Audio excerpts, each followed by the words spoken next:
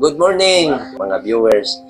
Data sa programa Fabricated Doctrine of Men, ato na sa mga hisgutan ang mahitungod sa indulhensya.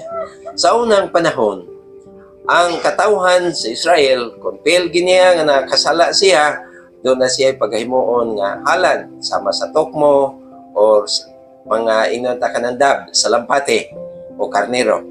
Pero sa modernong panahon karon, ilang nabatasan sa ilang devoted, nga kung pil nila nga nakasala, maghimo sila og pagsakripisyo. Ang uban, magpasaan-pasaan og cross.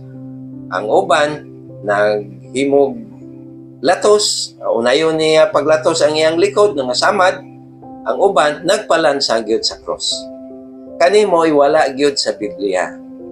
Muni giingon diha nga tinumo-tumo nga pagtulunan. Fabricated Doctrine of Man.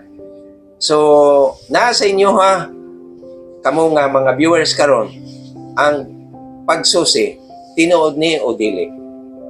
O inyo nga makita nga wala gyud sa Biblia, kung mahimo, comment.